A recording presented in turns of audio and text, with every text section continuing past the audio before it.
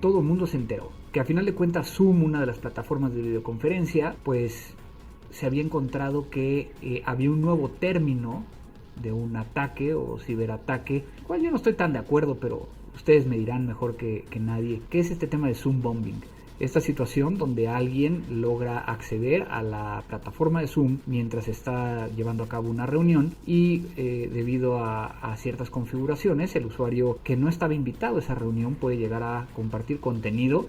Nos enteramos en un caso de una escuela donde alguien entró y puso contenido pornográfico mientras los alumnos estaban viendo algo de clase. Y es que esto empezó a suceder por diferentes circunstancias, y es que últimamente he recibido muchas llamadas donde me están preguntando si deberíamos de estar utilizando Zoom o alguna otra plataforma. No se ha oído de tantas vulnerabilidades para otras plataformas, pero quiero tratar de llevarlo como en una explicación clara de lo que por lo menos yo estoy viendo. Por un lado tenemos ciertas herramientas de videoconferencias que normalmente tienen que ver con una aplicación, la descarga de una aplicación para poder llegar a utilizarla y tener el intercambio o la conexión a dicha reunión. Tal es el caso de Zoom. Para poder llegar a conectarte es necesario que bajes un cliente. Hay algunos que tienen un mecanismo híbrido donde se puede llegar a acceder y simplemente ver lo que está sucediendo vía un navegador, pero que para poder llegar a compartir o realizar ciertas actividades es necesario descargar un cliente. Es el caso de Webex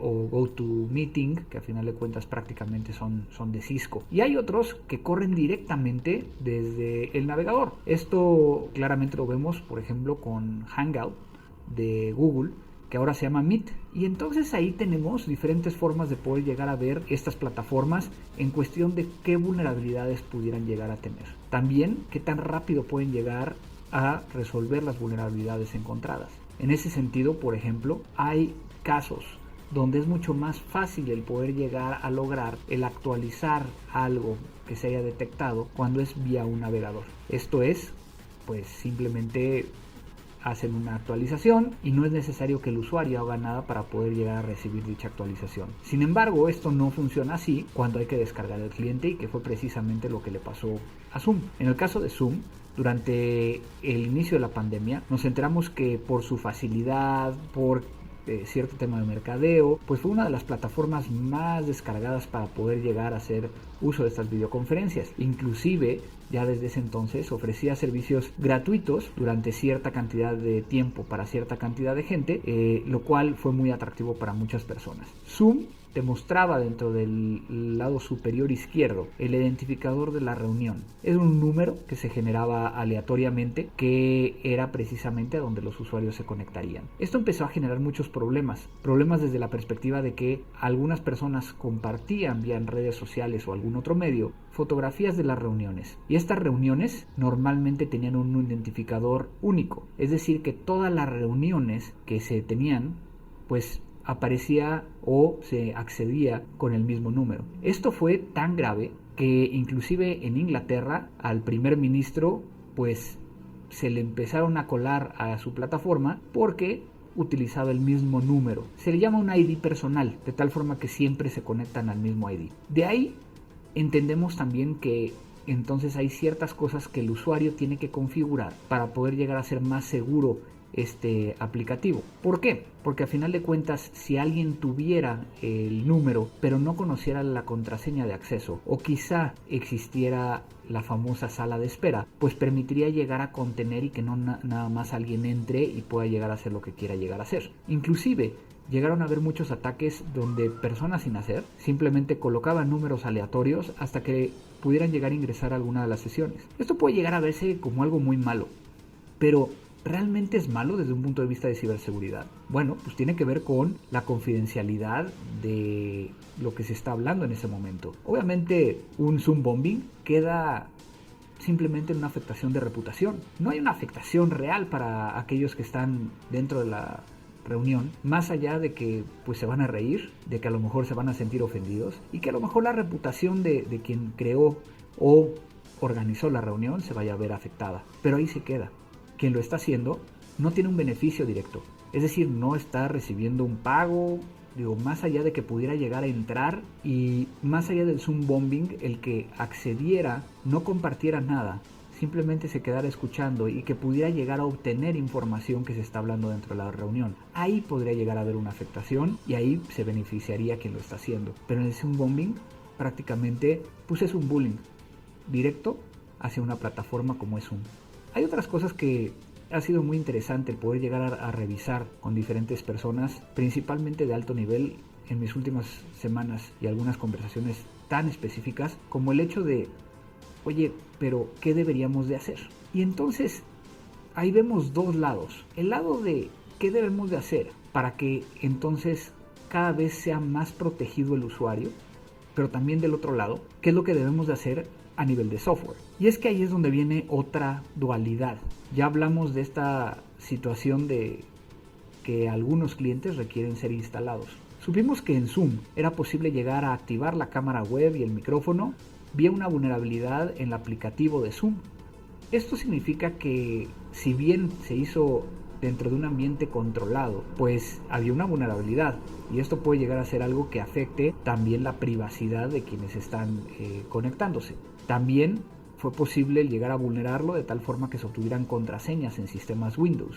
Esto todo se debe directamente del aplicativo. ¿Qué era lo que habría que hacer? Pues primero que Zoom corrigiera esa vulnerabilidad y después lograr que todos los usuarios que están utilizando Zoom actualicen a la última versión. Obviamente, si estabas accediendo regularmente a las reuniones, al finalizar la reunión, pues se puede llegar a recibir un mensaje diciendo necesitas actualizar. Obviamente es completamente opcional y eso podría llegar a ser una afectación o algo que no sea lo mejor para los usuarios.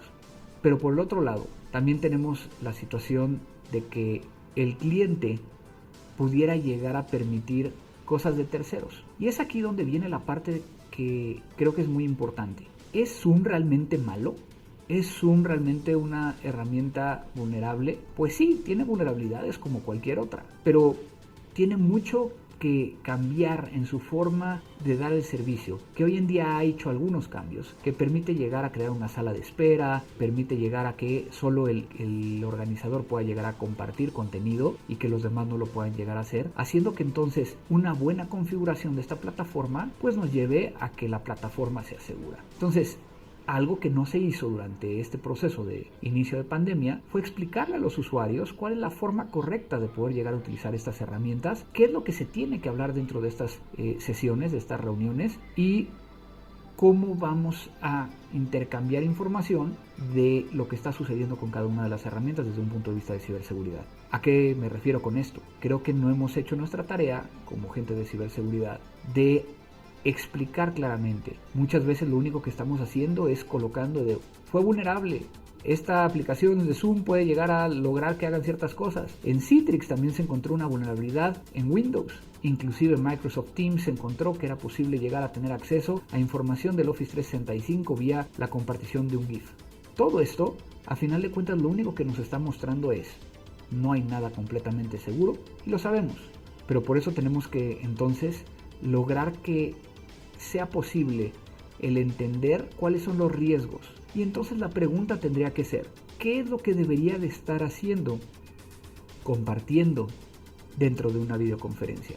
Si voy a hablar de algo súper confidencial, ¿cuál va a ser el mecanismo en que nos vamos a proteger? Porque no es lo mismo el que puedan llegar a hacer un Zoom bombing a una junta de consejo, a una clase o a un webinar. De tal forma que entonces ahí es donde tenemos que empezar a decidir. Y no hay herramienta que sea mejor que la otra desde un punto de vista de ciberseguridad, sino que sepan cómo utilizarla y cómo configurarla de tal forma que sea cada vez más segura. Hay plataformas que les permiten llegar a autenticar a los usuarios. Es decir, que si son parte de la organización, aparezca que está validado. Si es alguien de afuera de la organización, lo va a indicar. Así como también podemos llegar a que, si no lo tiene, implementar algún mecanismo o un procedimiento, algo que nos permita llegar a saber quién está del otro lado. Particularmente algo que se podría llegar a hacer es de que los primeros 3 minutos de la conferencia todo el mundo active su cámara para ver quién está del otro lado. Eso permitiría llegar a que aquella persona que entró con el nombre de Andrés Velázquez realmente sea Andrés Velázquez.